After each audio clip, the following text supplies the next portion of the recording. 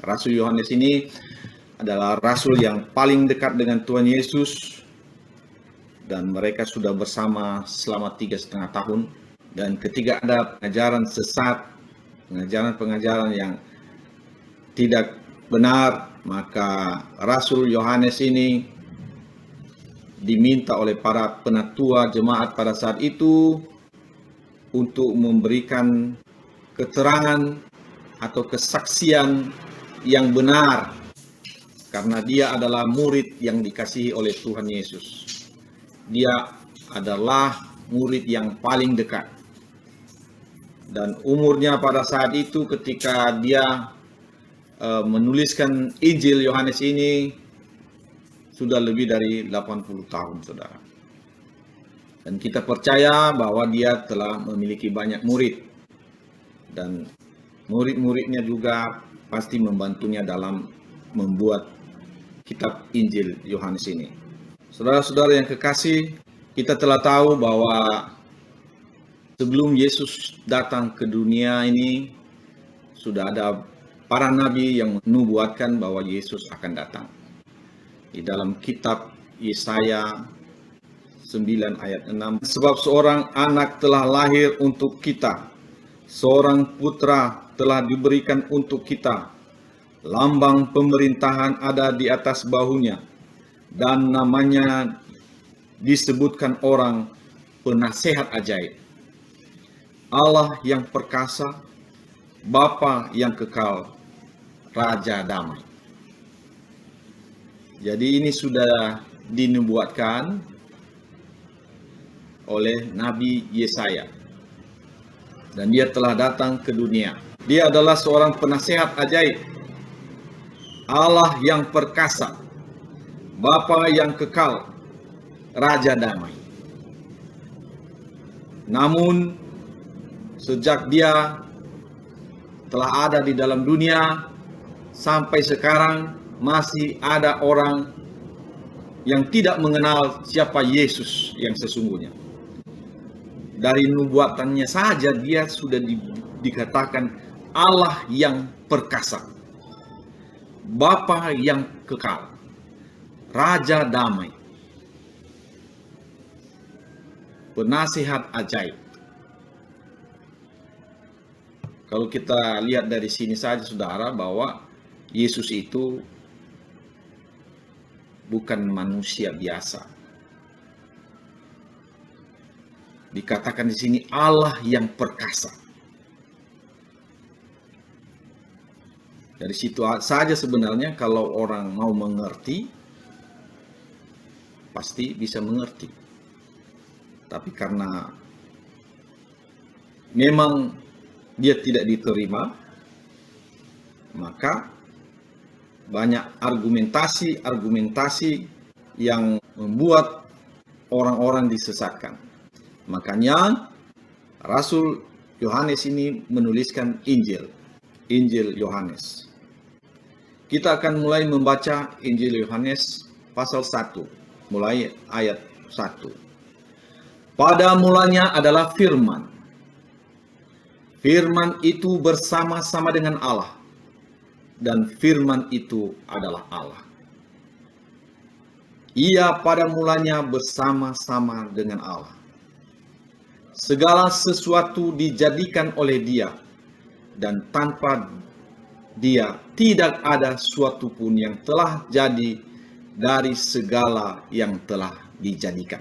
Ada orang yang berkata, firman yang telah menjadi manusia itu ayat berapa?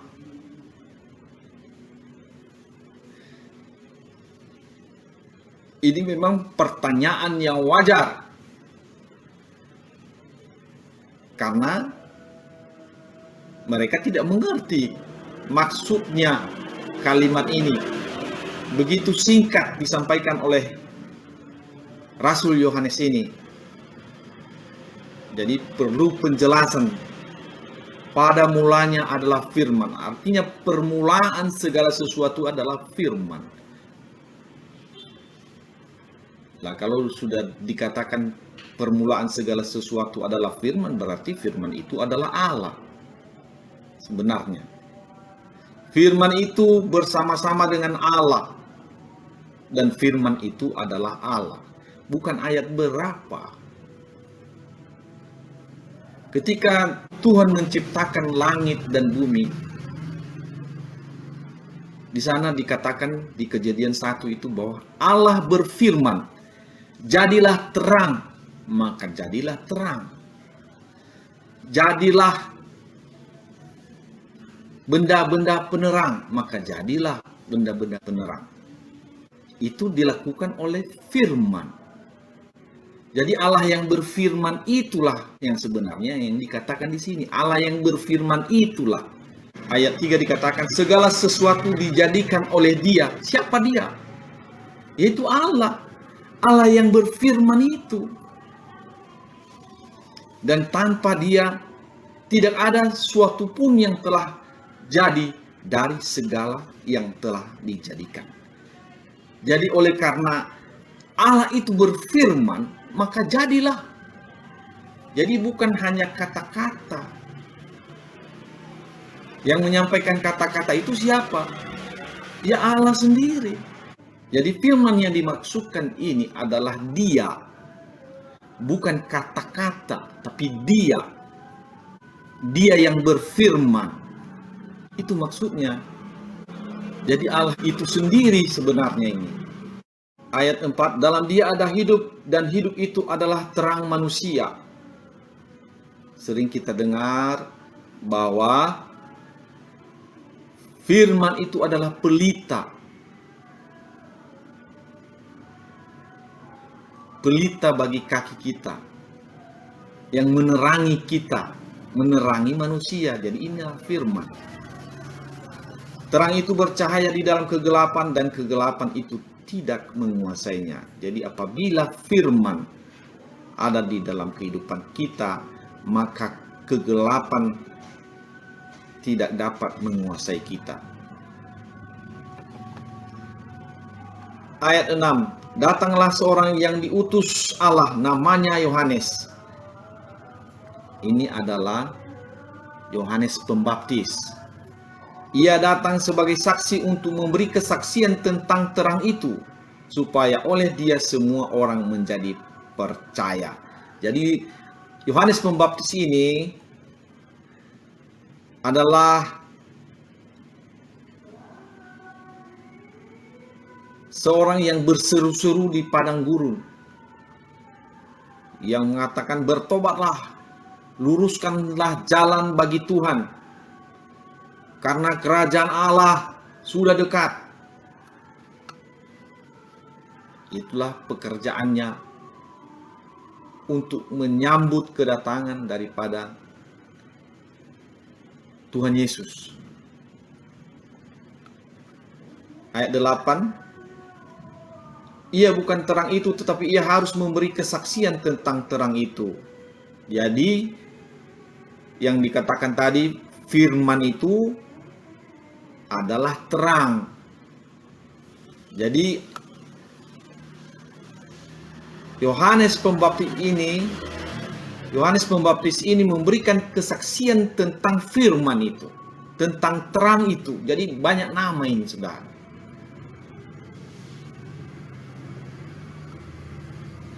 Sembilan, terang yang sesungguhnya yang menerangi setiap orang sedang datang ke dalam dunia. Jadi pada saat itu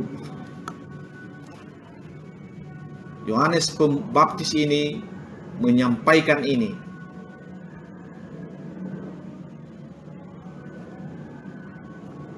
Ayat 10, ia telah ada di dalam dunia dan dunia dijadikan olehnya, tetapi dunia tidak mengenalnya. Jadi walaupun firman itu yang menjadikan dunia, tapi dunia tidak mengenalnya. Ayat 11. Ia datang kepada milik kepunyaannya, tetapi orang-orang kepunyaannya itu tidak menerimanya. Jadi ini sudah dituliskan oleh Rasul Yohanes bahwa orang-orang kepunyaannya itu tidak menerimanya. Jadi dia datang ini dulu kepada bangsa Yahudi. Tapi bangsa Yahudi itu tidak menerimanya. Itu maksudnya. Tetapi semua orang yang menerimanya diberinya kuasa supaya menjadi anak-anak Allah, yaitu mereka yang percaya dalam namanya. Orang-orang yang diperanakan bukan dari darah dan dari daging, bukan pula secara jasmani oleh keinginan seorang laki-laki, melainkan dari Allah. Jadi kalau ada orang yang menerima Yesus, menerima firman, artinya menerima firman, percaya kepada firman itu. Jadi percaya kepada firman itu artinya melakukan firman itu, menerima firman itu dengan sungguh-sungguh dan percaya kepada firman itu, sehingga kalau ada yang disampaikan oleh firman itu, maka orang itu akan melakukan apa yang disampaikan oleh firman itu. Jadi di sini menerima di sini bukan hanya menerima saja, terima begitu, tetapi setelah memahami apa itu firman, maka ia melakukannya. Maka orang tersebutlah nantinya yang akan menjadi anak-anak Allah. Itu maksudnya. Dan kita bisa menjadi anak-anak Allah bukan karena keinginan seorang laki-laki, artinya bukan anak-anak secara biologis. Ayat 14, firman itu telah menjadi manusia dan diam di antara kita, dan kita telah melihat kemuliaannya, yaitu kemuliaan yang diberikan kepadanya sebagai anak tunggal Bapa, penuh kasih karunia dan kebenaran. Jadi saudara, firman yang tadi itu, ya, yang dikatakan tadi bahwa Allah yang berfirman itu dialah yang berfirman itu, yang menjadikan langit dan bumi dan beserta segala isinya itu, dia itu telah menjadi manusia. Jadi ada pertanyaan di sini saudara, kalau dia sudah jadi manusia, siapa lagi Allah? Ya itu memang kalau kita berpikir sebagai manusia dan kita menganggap bahwa Allah itu sama seperti kita, maka kita tidak akan mengerti ini.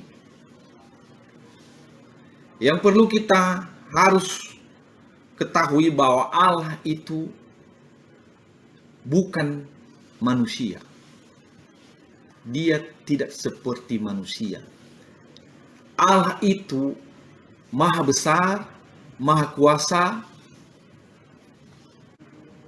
Apa yang disampaikan di sini tidak sama seperti apa yang kita pikirkan.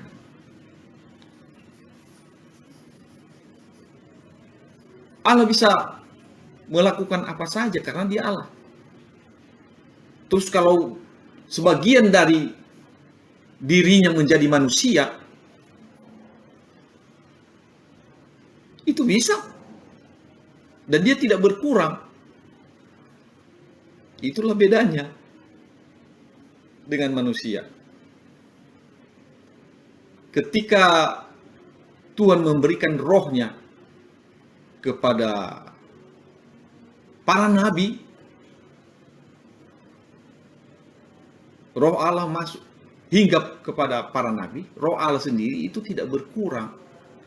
Karena dia Allah. Dia adalah roh. Allah itu adalah roh. Dia bukan daging. Namun di sini dikatakan bahwa firman itu, Allah yang berfirman itu menjadi daging, menjadi manusia, yaitu Yesus Tuhan kita. Jadi kalau ada bertanya, kalau dia sudah menjadi manusia, siapa yang tinggal di sorga? Jadi itu artinya kita membatasi Allah itu. Allah itu tidak terbatas.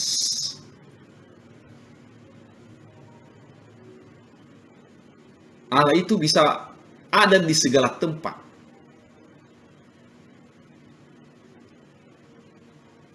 Allah itu adalah roh. Roh itu seperti angin.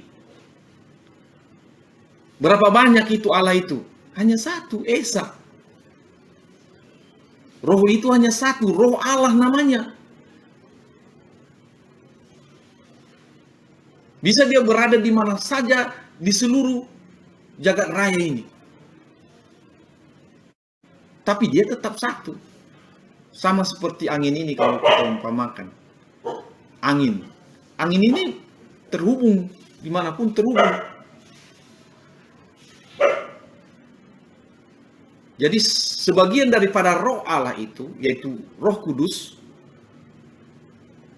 menjadi manusia. Firman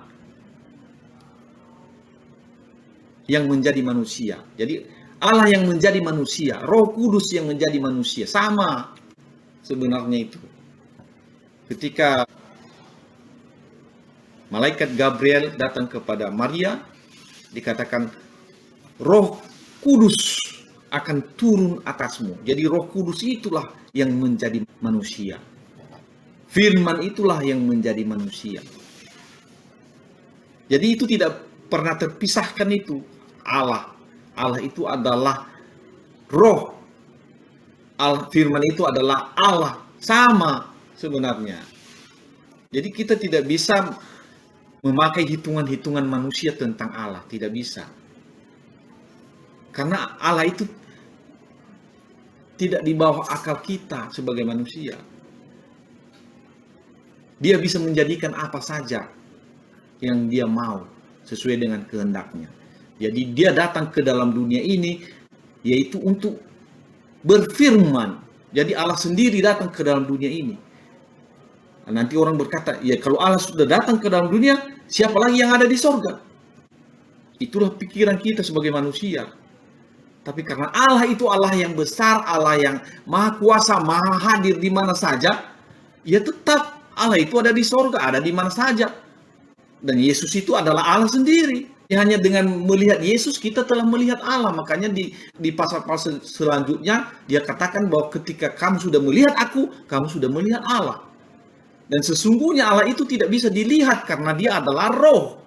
Namun supaya dia bisa dilihat oleh manusia, makanya diambilnya rupa sebagai manusia, seorang hamba. Dia menjadikan dirinya sebagai manusia supaya bisa dilihat dan dia bisa berbicara. Kenapa harus demikian? Karena sebelumnya Allah itu telah memberikan para nabi, namun dia tidak mendapatkan hasil daripada kebun anggur, yaitu umat pilihan pada saat itu orang Israel. Dia tidak mendapatkan hasilnya, maka dia menyuruh anaknya sendiri. Kita akan baca kisah ini di dalam Matius 21. Ada perumpamaan yang disampaikan oleh Tuhan Yesus, perumpamaan tentang penggarap-penggarap kebun anggur. Ayat 33, Matius 21 ayat 33. Dengarkanlah suatu perumpamaan yang lain. Adalah seorang tuan tanah membuka kebun anggur dan menanam pagar sekelilingnya. Ia menggali lubang tempat memeras anggur dan mendirikan menara jaga di dalam kebun itu. Kemudian ia menyewakan kebun itu kepada penggarap-penggarap lalu berangkat ke negeri lain. Ketika hampir tiba musim petik, ia menyuruh hamba-hambanya kepada penggarap-penggarap itu untuk menerima hasil yang menjadi bagiannya. Penggarap-penggarap itu menangkap hamba-hambanya itu, mereka memukul seorang, membunuh yang lain, dan melempari yang lain pula dengan batu. Kemudian tuan itu menyuruh pula hamba-hamba yang lain, lebih banyak daripada yang semula. Tetapi mereka pun diperlakukan sama seperti kawan-kawan mereka. Akhirnya ia menyuruh anaknya kepada mereka, katanya, anakku akan mereka segani.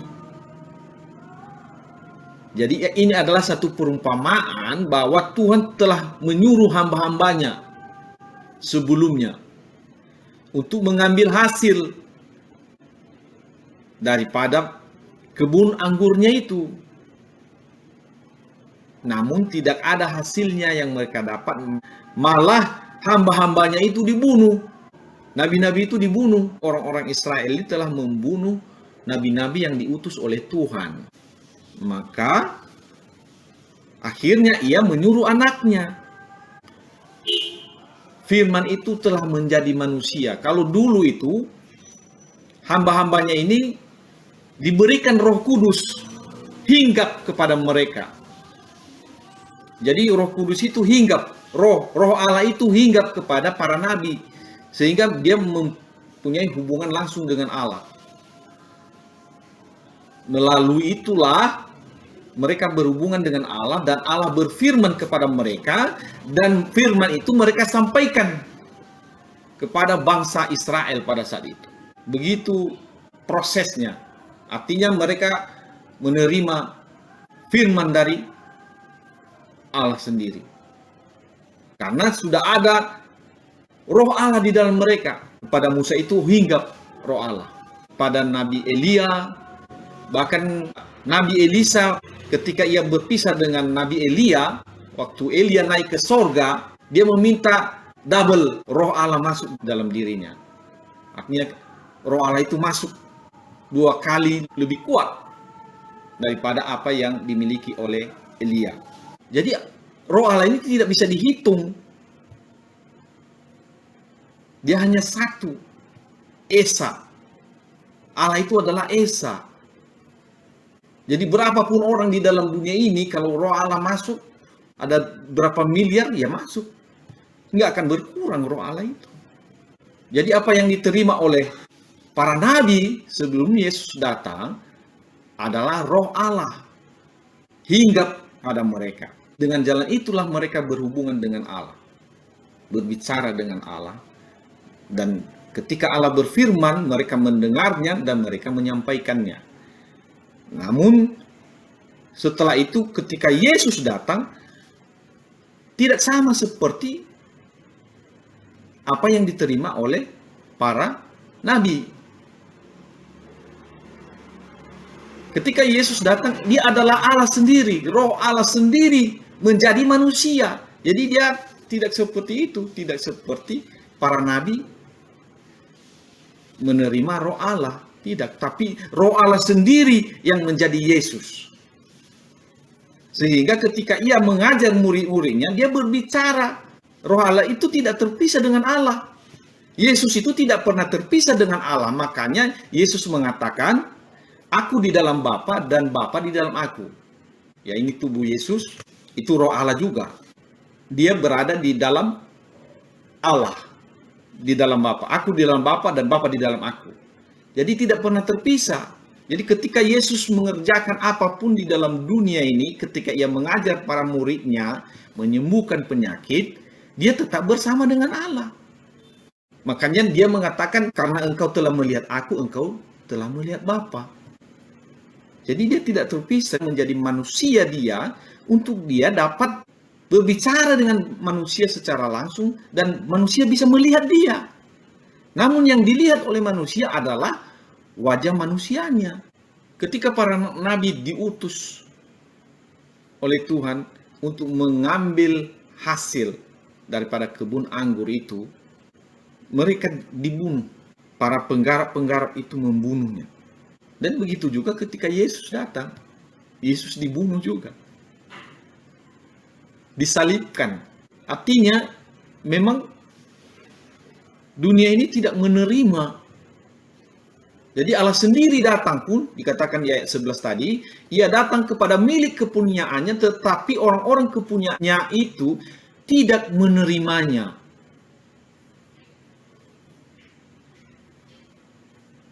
Dan memang ada sebagian yang menerimanya, tetapi semua orang yang menerimanya diberinya kuasa supaya menjadi anak-anak Allah.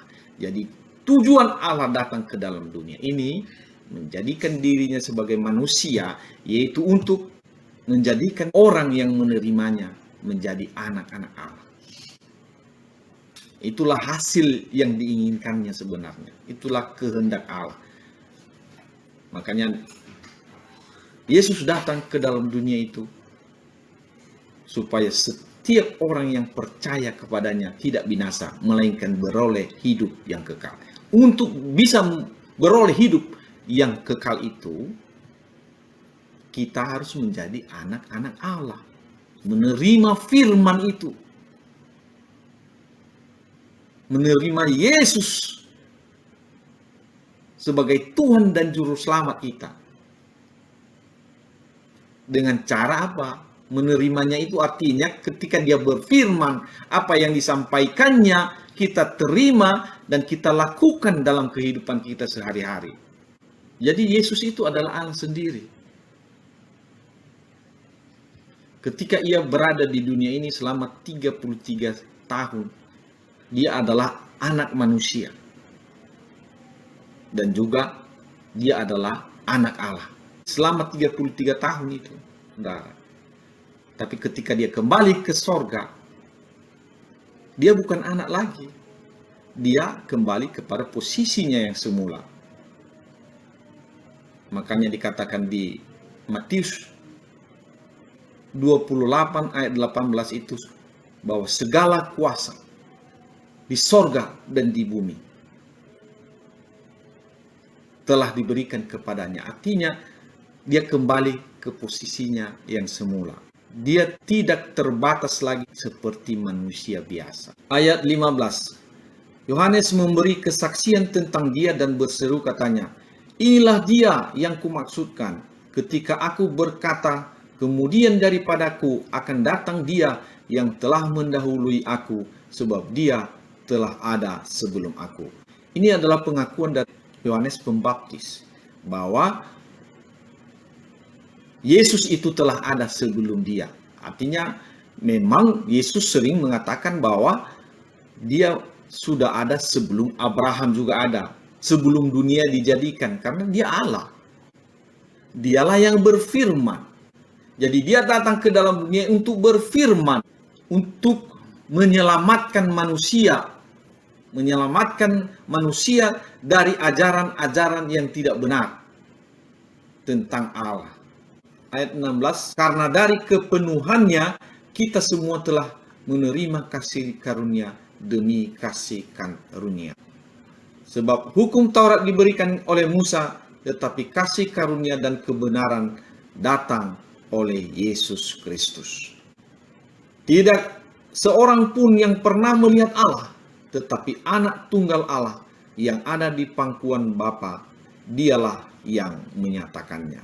Jadi hanya Yesuslah yang pernah melihat Allah. Ya iyalah, dia sendirilah yang lihat. Dia Allah sendiri. Jadi kadang-kadang ini membingungkan orang. Kalau ini diartikan secara biasa, maka bingung orang. Dikatakan di sini yang ada di pangkuan Bapa. Berarti Bapa itu manusia juga? Tidak. Bapa itu adalah roh. Di pangkuan bukan di pangkuan maksudnya ini. Karena tadi udara, roh dengan roh. Artinya di dalam roh itu dia. Roh Allah juga. Jadi Yesus itu adalah roh. Roh Allah yang menjadi manusia, Allah yang jadi manusia. Inilah kesaksian Yohanes ketika orang Yahudi dari Yerusalem mengutus beberapa imam dan orang-orang Lewi kepadanya untuk menanyakan dia, siapakah engkau? Ia mengaku dan tidak berdusta, katanya, aku bukan Mesias. Jadi Yohanes Pembaptis ini telah mengaku kepada orang-orang Yahudi bahwa dia bukan Mesias. Lalu mereka bertanya kepadanya, kalau begitu siapakah engkau, Elia? Dan ia menjawab, bukan. Engkaukah nabi yang akan datang? Dan ia menjawab, bukan. Jadi dia bukan nabi, bukan Elia.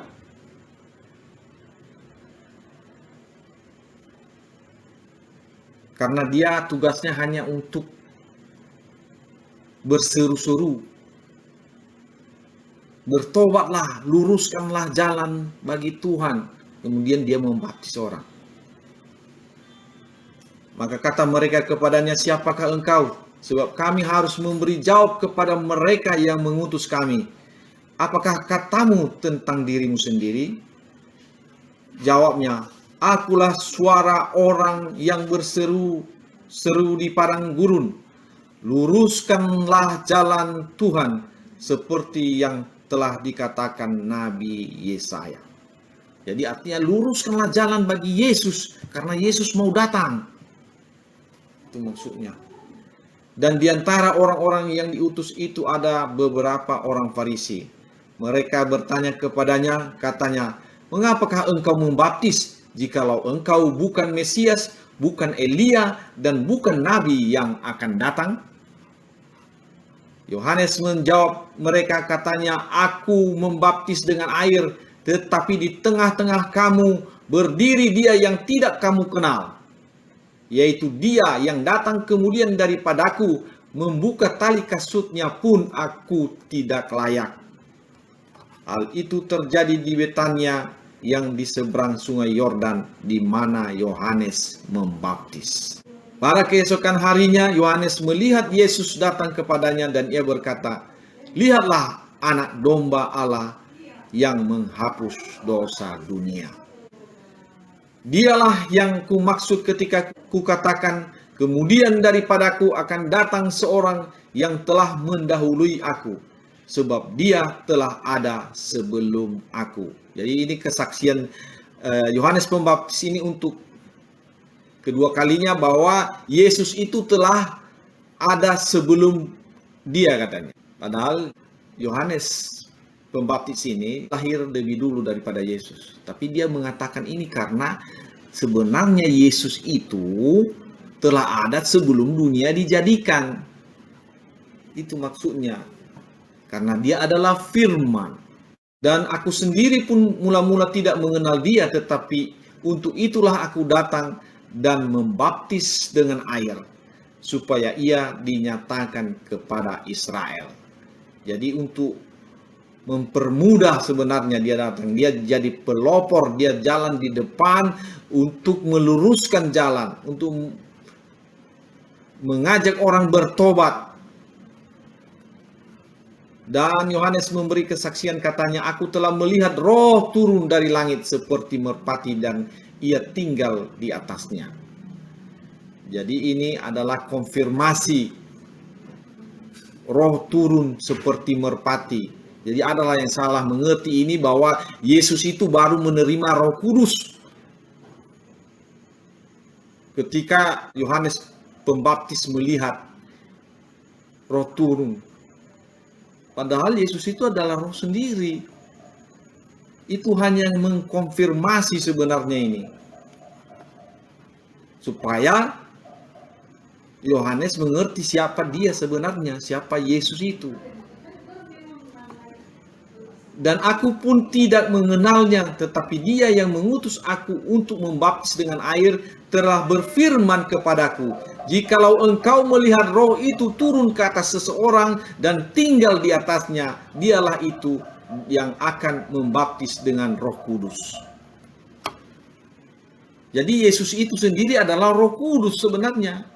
Tapi dia turun ke atasnya berhubungan, artinya Roh Kudus ini tidak bisa diukur berapa banyak. Karena dia adalah seperti angin. Roh Kudus itu, Yesus itu Roh Kudus yang menjadi daging, menjadi manusia. Tapi dia tetap roh. Makanya Yesus ketika ia turun dari gunung, masuk ke danau, ketika ia dan murid-muridnya terpisah, murid-muridnya menyeberang dengan membawa perahu, sementara Yesus berdoa di bukit. Tapi ketika terjadi sesuatu kepada murid-muridnya, di tengah danau itu ada ombak, ada angin, sakal, Yesus tiba-tiba datang. Kenapa dia bisa datang seperti itu? Karena dia adalah roh. Kenapa dia tahu murid-muridnya ada sedang masalah? Karena dia adalah roh. Dia adalah Allah sendiri. Jadi dia tahu apa kejadian di sekeliling atau di mana saja. Di atas bukit tapi dia tahu. Memang badannya sebagai manusia terbatas, tetapi roh Allah tidak terbatas. Karena roh Allah dia adalah rohnya sendiri. Yesus sendiri itu. Makanya dia tahu, makanya dia datang. Jadi itu sebenarnya hanya untuk memperkenalkan dirinya kepada murid-muridnya bahwa dia itu adalah Allah sendiri. Dengan beberapa macam kejadian-kejadian tujuannya untuk menyampaikan kepada murid-muridnya bahwa dia itu adalah Allah sendiri. Makanya dia mengatakan, kalau engkau telah melihat aku, engkau telah melihat Allah. Jadi banyak orang tidak mengerti itu. Bahkan murid-muridnya sampai 3,5 tahun. Begitu banyak mujizat yang telah mereka lihat. Keajaiban-keajaiban yang sebenarnya tidak bisa dipikirkan oleh manusia telah terjadi.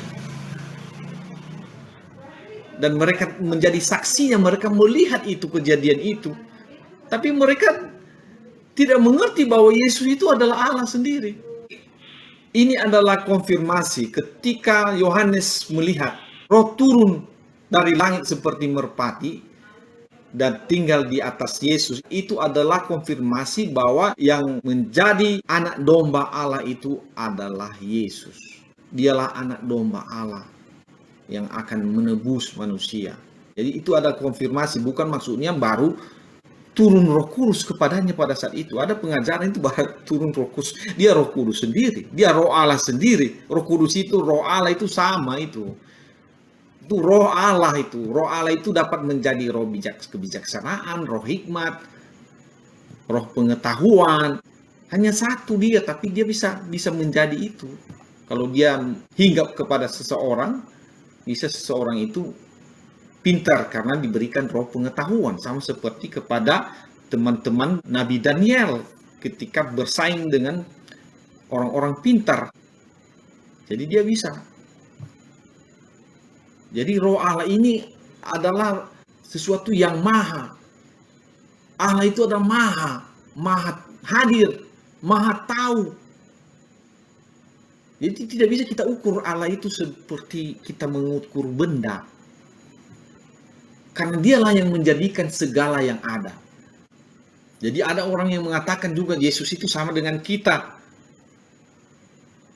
Adalah anak-anak Allah. Tidak. Kita berbeda dengan Yesus. Yesus itu adalah roh Allah sendiri. Yesus itu adalah Allah sendiri. Roh Kudus turun ke atas Maria. Allah sendiri dia itu. Hanya kita pikir berapa jumlah Allah. Gak seperti itu, karena Allah itu tidak bisa dihitung. Tidak bisa kita pakai ukuran-ukuran kita sebagai manusia kepada Allah. Untuk saat ini, kalau Allah ini mau ada di mana saja bisa. Di seluruh dunia ini. Kalau ada 7 miliar orang, Allah ada di situ, di setiap orang. Roh Kudus itu ada. Itu bisa. Jadi kita tidak bisa berapa ukurannya Allah itu, berapa banyak itu. Nggak bisa, nggak ada. Tapi dia adalah roh Allah satu.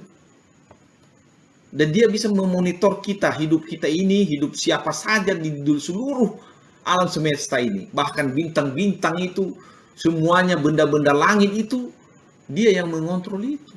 Dia adalah maha kuasa. Dan kalau kita pakai pikiran kita, bagaimana itu? Kenapa bisa Allah menjadi manusia? Aduh, bagaimana bisa Allah menjadi manusia? Ya Allah yang mencipta segala yang ada. Mau jadi manusia itu kan dengan maksud tertentu, yaitu misi untuk menyelamatkan manusia supaya menjadi anak-anak Allah, supaya tidak binasa. Artinya kalau tidak menjadi anak-anak Allah pasti binasa. Itu sebenarnya.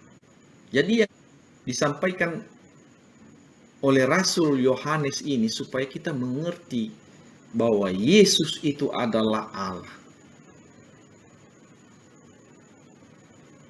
Hanya ketika dia masih ada di dunia untuk menyelesaikan misinya, dia dipanggil sebagai anak Allah,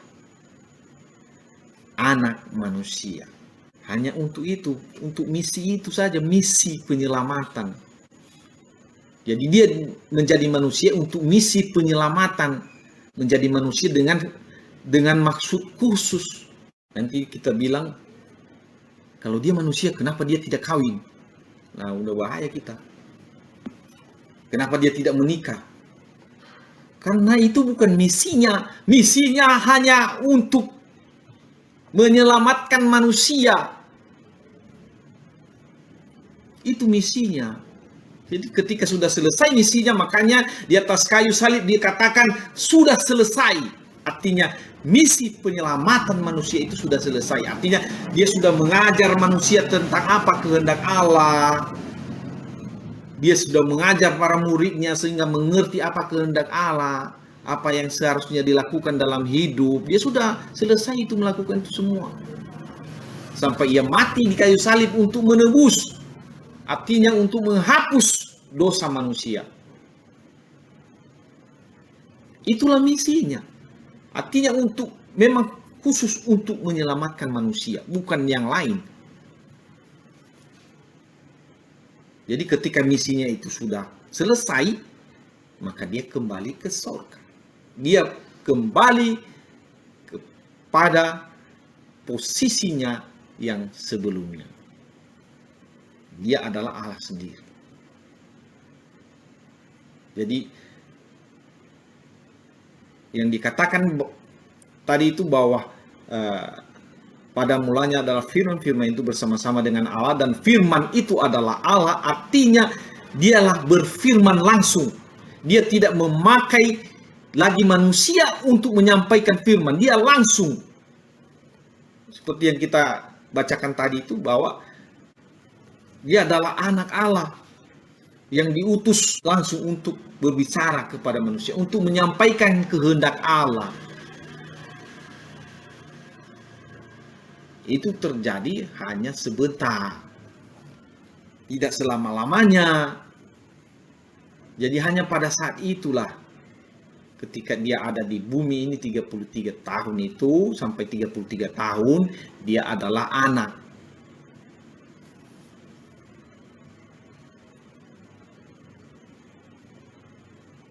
Jadi ketika dia kembali ke sorga, dia adalah raja, Allah yang perkasa, penasehat ajaib, Bapa yang kekal. Dia Bapa.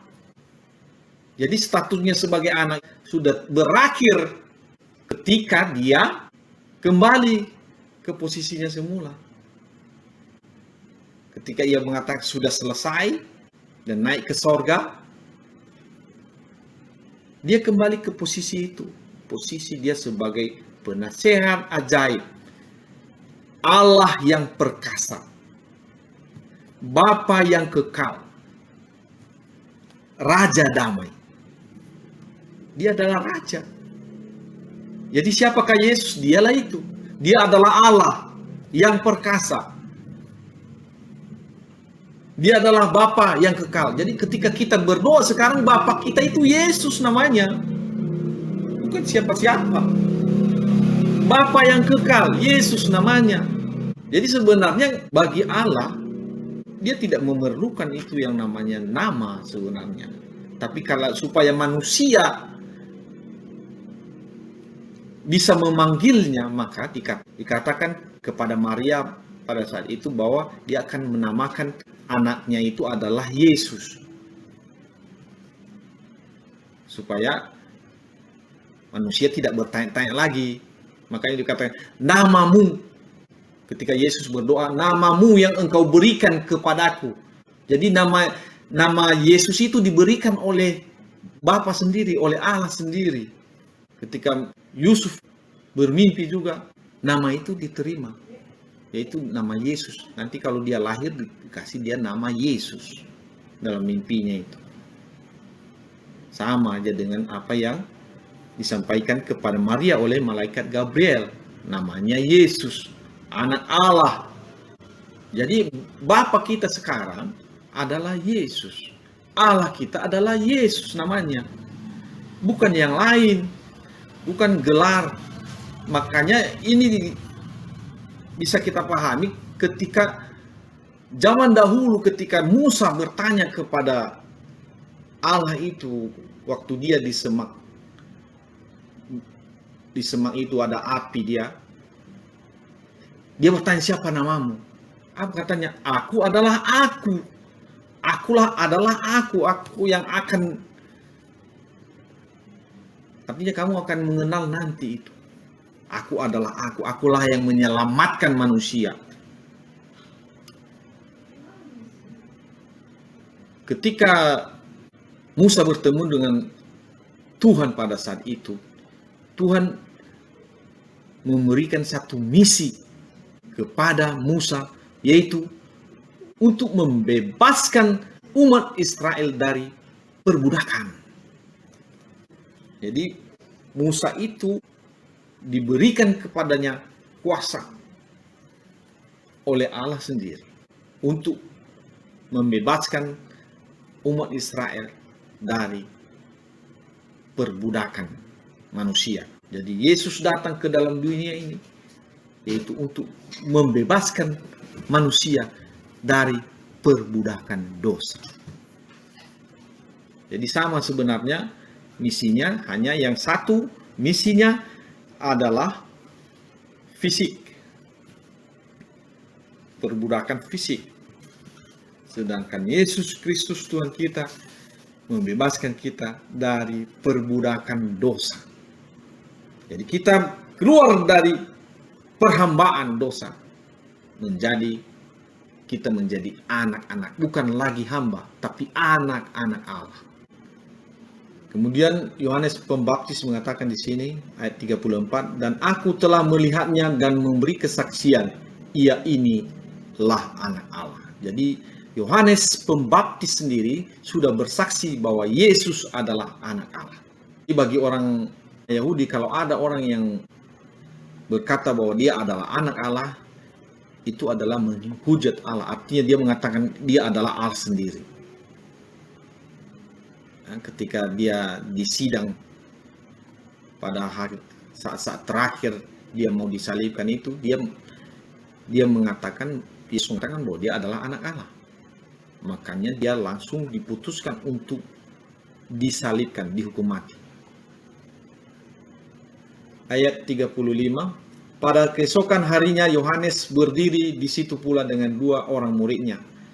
Dan ketika ia melihat Yesus lewat, ia berkata, lihatlah anak domba Allah. Kedua murid itu mendengar apa yang dikatakannya itu, lalu mereka pergi mengikut Yesus.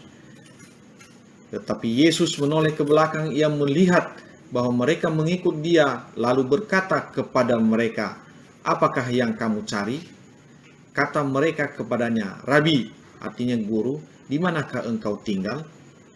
Ia berkata kepada mereka, marilah, dan kamu akan melihatnya. Mereka pun datang dan melihat di mana ia tinggal.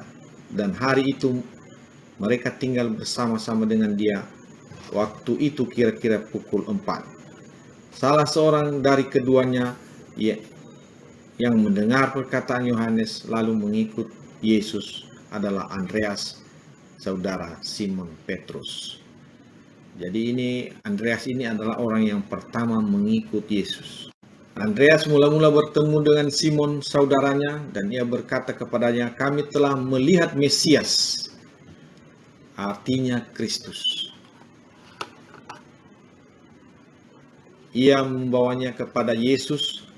Yesus memandang dia dan berkata, engkau Simon anak Yohanes, engkau akan dinamakan Kefas, artinya Petrus.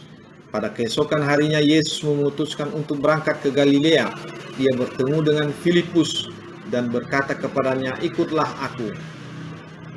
Filipus itu berasal dari Betsaida, kota Andreas dan Petrus.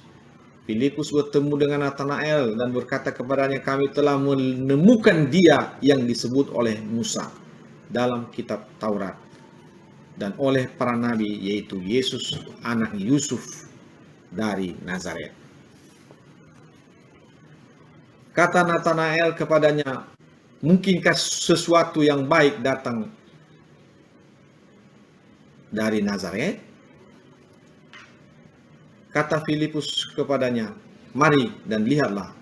Yesus melihat Natanael datang kepadanya lalu berkata tentang dia, "Lihat, inilah seorang Israel sejati, tidak ada kepalsuan di dalamnya." Ayat 48. Kata Natanael kepadanya, "Bagaimanakah engkau mengenal aku?" Jawab Yesus kepadanya, "Sebelum Filipus memanggil engkau, aku telah melihat engkau di bawah pohon ara." Kenapa bisa seperti itu? Karena Yesus adalah roh Allah. Dia adalah Allah sendiri. Artinya dimanapun orang ada, dia tahu itu. Jadi Yesus itu tetap Allah. Waktu dia di dalam dunia ini, dia tetap Allah. Hanya dia bisa dilihat karena di roh Allah yang menjadi manusia. Namun dia tidak terpisah dengan Bapa. Nyatu itu. Jadi apa saja yang terjadi dia tahu. Walaupun dia sebagai manusia, dia tahu apa saja yang terjadi di jagat raya ini. Karena dia adalah Allah sendiri. Dia tahu apa yang terjadi. Kata Natanael kepadanya, "Rabi, engkau anak Allah. Engkau raja orang Israel." Ini adalah pengakuan. Ayat 50. Yesus menjawab katanya, "Karena aku berkata kepadamu, aku melihat engkau di bawah pohon ara, maka engkau percaya. Engkau akan melihat hal-hal yang lebih besar daripada itu." Lalu kata Yesus kepadanya, "Aku berkata kepadamu, sesungguhnya engkau akan melihat langit terbuka dan malaikat-malaikat Allah turun naik kepada Anak Manusia." Artinya, para malaikat itu akan melayani aku, melayani Yesus. Karena dia adalah Allah sendiri. Jadi Yesus adalah Allah yang menjadi manusia. Dan dia tidak pernah terpisah dengan Bapa.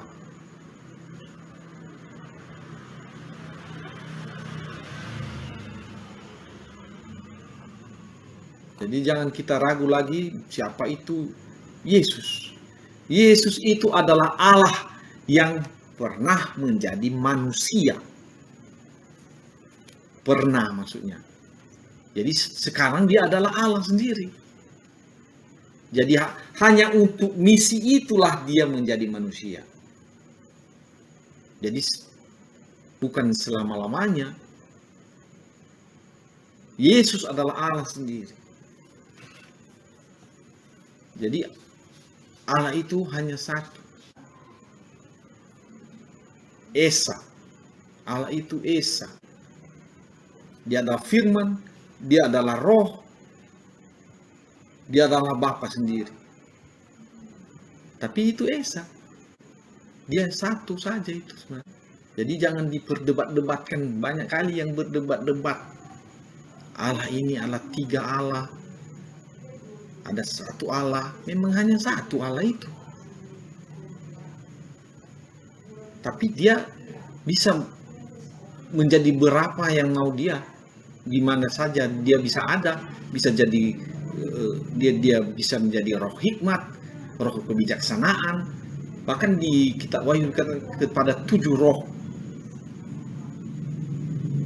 Yaitu tidak bisa dibatasi Allah itu. Nggak bisa kita mau batasi dia berapa banyak. Enggak. Namun dia adalah satu. Satu roh Allah. Hanya satu Allah itu. Nggak banyak. Jadi ketika Yesus ada di dalam dunia, semua yang dilakukan oleh Yesus itu adalah dilakukan oleh Bapa. Ketika dia membuat mujizat itu, yang kita nampak Yesus yang membuatnya. Tetapi sebenarnya itu bersama-sama dengan Bapa. Bersama-sama dengan rohnya. Jadi rohnya dengan firmannya, dengan dirinya itu satu itu. Sama kayak saya ini, saya dengan apa yang saya sampaikan ini, ya saya. Nafas saya ini saya juga.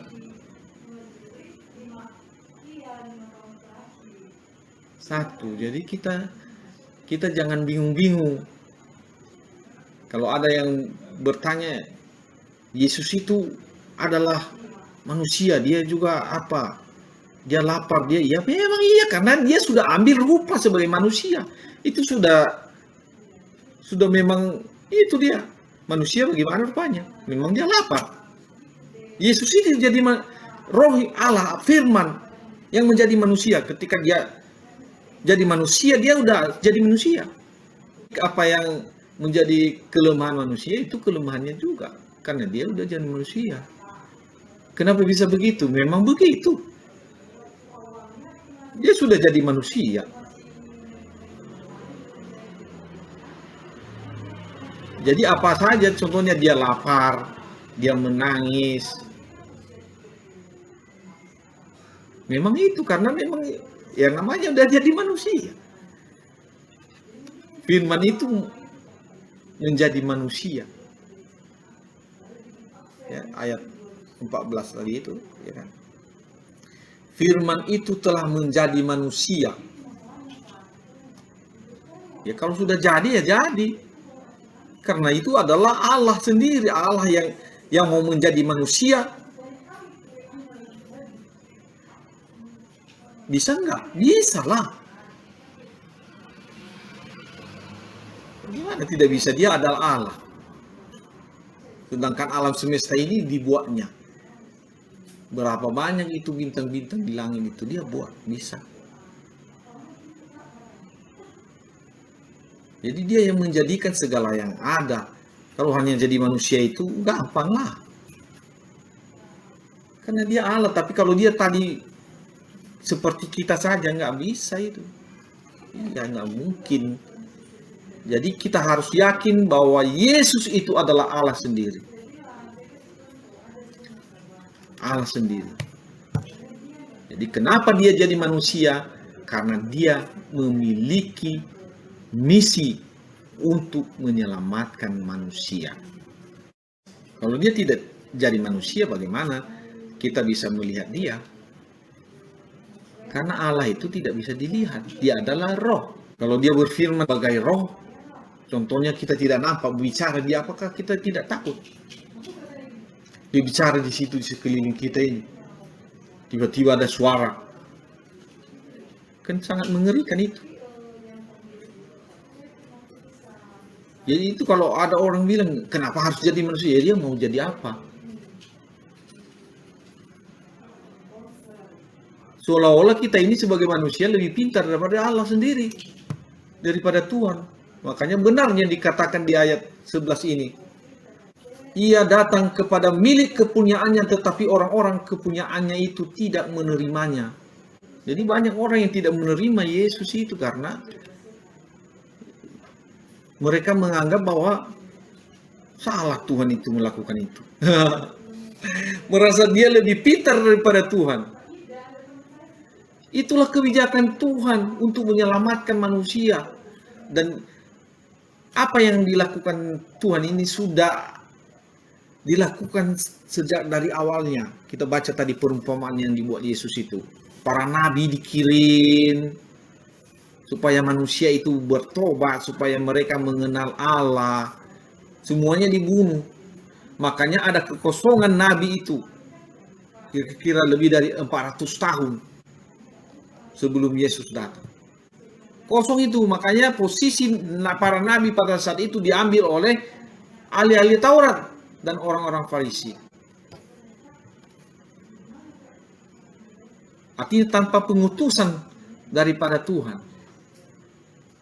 Makanya Yesus mengatakan di Yohanes 10 itu, dikatakan itu pencuri. Karena bukan diutus. Karena yang menjadi gembala yang sebenarnya adalah seseorang yang diutus. Harus ada pengutusannya. Makanya Yesus mengatakan, aku adalah pintu untuk domba-domba itu. Artinya dia itu adalah pintunya, harus melalui firman dulu. Ada pengutusan daripada Tuhan baru bisa menjadi gembala. Untuk menjadi gembala orang-orang Israel, domba-dombanya. Jadi kosong, Nabi tidak ada 400 tahun sebelum Yesus datang. Jadi itulah anugerah yang diberikan kepada kita. Yesus sebagai anak tunggal Bapa. Dia dirinya sendiri, Allah sendiri datang ke dalam dunia. Itulah anugerah bagi kita. Jangan kita salah mengerti apa yang dikatakan oleh Paulus. Keselamatan adalah anugerah. Iya, anugerah maksudnya memang itu tidak mungkin kalau usaha kita untuk mendatangkan Allah datang ke dalam dunia ini. Jadi anugerah keselamatan itu datang dari Allah. Bukan usaha kita, iya betul. Tetapi untuk melakukan firman Tuhan itu adalah usaha kita untuk bisa menjadi anak-anak Allah. Untuk menyucikan diri adalah usaha kita. Supaya sama seperti Yesus. Karena tanpa kekudusan tidak seorang pun dapat melihat Allah. Karena harus kita kudus juga. Jangan kita pikir semua yang ini kita akan menjadi anak-anak Allah itu kita tidak melakukan apa-apa. Tidak bisa begitu. Kita harus menerima firman-Nya. Barang siapa menerimanya, dikatakan orang yang menerimanya diberikan kuasa. Artinya menerimanya itu bukan menerima sebuah benda, tapi menerima perkataannya, firman-Nya. Dia menyuruh kita ambil ini, ambil. Lakukan ini, lakukan. Tapi kalau dia bilang ambil ini, kita tidak ambil. Itu tandanya kita tidak menerima. Kalau dibilang lakukan ini, kita tidak lakukan. Itu namanya kita tidak menerima. Jadi menerima maksudnya di sini adalah melakukan apa kehendak Allah. Makanya Yesus mengatakan, barang siapa mengasihi aku, dia juga harus menuruti firman-Ku. Jadi orang yang menuruti firman-Nya, melakukan kehendak Allah, melakukan firman Tuhan, itulah orang yang mengasihi Tuhan.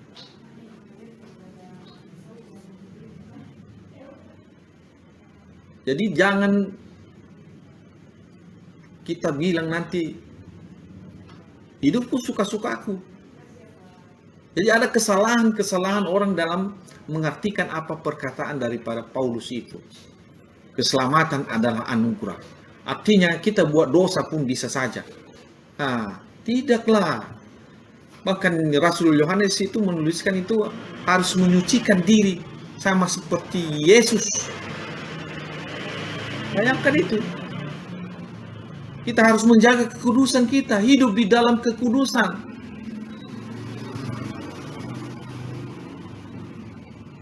Karena tidak ada penyatuan antara gelap dan terang. Jadi kita harus ada di dalam kekudusan. Bagaimana kita bisa menyucikan, menguduskan diri kita itu? Yaitu dengan melakukan firman-Nya. Kita mendengar firman dan melakukannya supaya kita dibersihkan, supaya kita suci. Ya kalau kita tidak melakukan firman Tuhan ya gak mungkin kita suci, gak bisa kita bersih. Ada hal yang kita lakukan untuk bisa menjadi anak-anak Allah. Bukan hanya kita jadi Kristen, kita langsung jadi anak-anak Allah. Enggak lah. Enggak seperti itu. Sebenarnya kita harus menerima Yesus. Maksudnya menerima firman. Kan dikatakan tadi firman itu telah menjadi manusia. Itu adalah Yesus. Menerima firman. Menerima maksudnya menerima, melakukan firman itu. Jadi semua apa yang ada di dalam Injil itu mengenai apa yang disampaikan oleh Yesus adalah firman. Jadi dalam pengikutan kita kepada Tuhan, kita harus berpedoman kepada apa kata Yesus, bukan kepada apa kata yang lain. Kalau ada sekarang orang yang sudah tinggi ilmunya dan menyampaikan segala sesuatu menurut dia, sehingga membuat kita tidak lagi mengikut Yesus, itu sudah salah. Yang kita jadikan pedoman utama adalah firman yang telah disampaikan oleh Yesus. Bukan analisis atau hasil pikiran dari manusia selain Yesus. Tidak bisa. Yang menjadi firman itu adalah Yesus. Yesus itu adalah firman. Makanya dia sampai datang ke dalam dunia supaya ia menyampaikan yang sebenarnya. Dia adalah firman itu. Bukan yang lain yang menjadi firman. Bukan orang lain. Bukan orang yang baru datang. Hanya satu yang menjadi firman. Hanya Yesus. Hanya Yesus itulah firman. Bukan yang lain. Jadi semua apa yang diajarkan sebenarnya harus selalu mempedomani apa yang dikatakan Yesus. Harus selalu.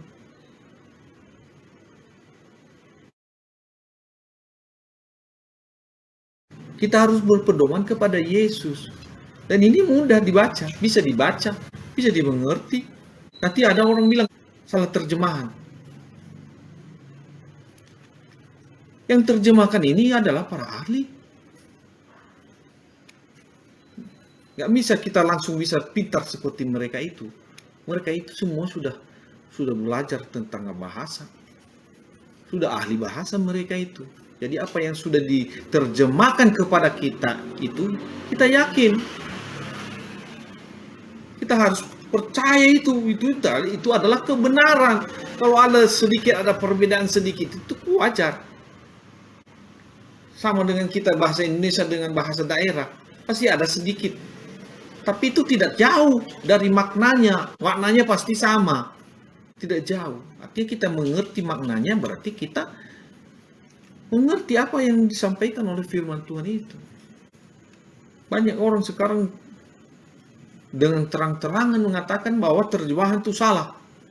Harusnya kita berpikir, kita mengatakan nggak persis sama. Ya bisa. Nggak persis sama. Bahasa daerah yang satu dengan bahasa daerah yang lain diterjemahkan pun pasti tidak persis sama dan maksudnya itu. Tapi sangat dekat. Karena ini sudah diolah begitu rupa ini. Alkitab ini sudah betul-betul dibuat dengan sebaik-baiknya supaya kita mengerti. Mari kita percaya. Jadi jangan takut. Oh, kita hanya percaya dengan kitab yang diterjemahkan. Memang itulah harus diterjemahkan, harus jadi ahli dulu baru bisa diterjemahkan ini. Kapan kita semua bisa jadi ahli? Jadi kita harus mengakui karya daripada para ahli ini. Kalau kita bilang ada yang kurang pas, memang iyalah. Nggak mungkin pas sekali juga. Karena setiap bahasa itu memiliki hal-hal yang sulit diterjemahkan dengan bahasa lain. Itu wajar itu. Namun maknanya pasti sama itu. Hanya sedikit saja apanya. Jadi kalau kita membaca Alkitab ini, kita baca dia bukan hanya satu ayat, kita baca dia secara komplit dia. Kita pasti mengerti maknanya. Tapi kalau hanya satu ayat memang ya kemungkinannya salahnya besar. Tapi kalau kita baca dia secara keseluruhan, satu perikop atau satu pasal, kita mengerti. Kita bisa mengerti. Jadi melalui apa yang telah dituliskan oleh Rasul Yohanes ini, kita harus percaya bahwa Yesus adalah Allah yang menjadi manusia. Bukan manusia yang menjadi Allah, tapi Allah yang menjadi manusia. Itulah Yesus. Kalau ditanya berapa Allah? Satu Allah kita. Namanya siapa? Namanya Yesus. Kenapa ada nama? Sebenarnya Allah itu tidak perlu nama kok. Untuk apa dia perlu nama juga? Tapi untuk dia bisa kita panggil, diberikanlah nama Yesus. Makanya ketika bertemu dengan Musa, itu dikatakan, aku adalah aku. Saya mau tanya apa lagi itu? Aku adalah aku. Mau tanya apa lagi? Karena memang kebiasaan manusia adalah nama. Kalau Allah tidak seperti itu. Yang namanya dia pemilik segala sesuatu. Cobalah kita ini kalau tukang periuk dengan periuk. Bertanyalah periuk itu sama tukang periuk, siapa namamu? Kan aneh kan? Tak mungkin. Tidak mungkin periuk nanya nama tukang periuk. Makanya dia bilang itu sama Musa itu, aku adalah aku. Artinya percaya sajalah. Aku ini Allah. Aku ini adalah pencipta segala yang ada. Itunya maksudnya itu. Turuti ajalah apa yang ku sampaikan kepadamu. Jadi Yesus itu adalah anugerah. Itu anugerah. Kita memiliki namanya Yesus itulah anugerah. Makanya Petrus mengatakan Yesus itu adalah batu penjuru.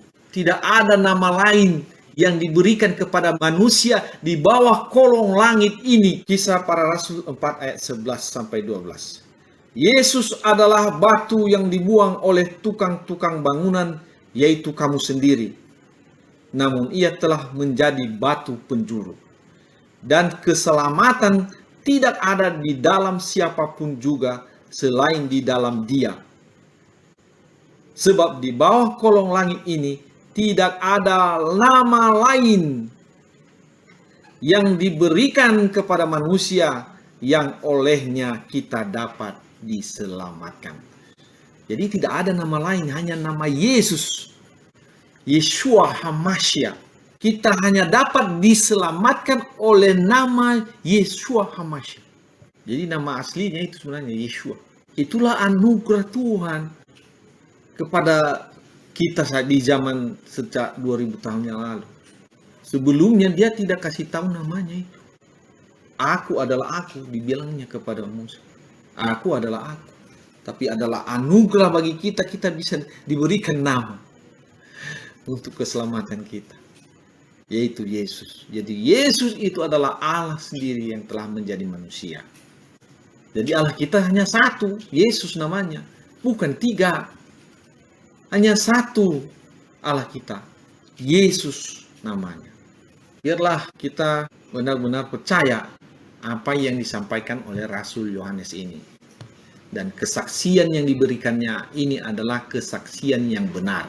Karena dia adalah orang yang paling dekat dengan Yesus. Dan masa Yesus menjadi guru mereka. Kesaksiannya inilah yang benar. Dan ini melebihi daripada kesaksian orang-orang lain yang baru lahir setelah mereka. Kalau ada orang yang baru lahir 100 tahun setelah Rasul Yohanes ini, kita harus lebih memilih kesaksian Rasul Yohanes. Karena dia sudah memegang itu, Yesus itu. Sudah berbicara langsung dengan dia. Jangan kita malah lebih percaya kepada orang yang lahir 1000 tahun kemudian. Bagaimana lah itu? Membayangkannya aja susah. Apalagi yang baru lahir tahun 2000 ini kita lebih percaya kepada orang yang tersebut. Karena dia sudah pakai gelar. Jadi kita percaya sama dia. Jangan.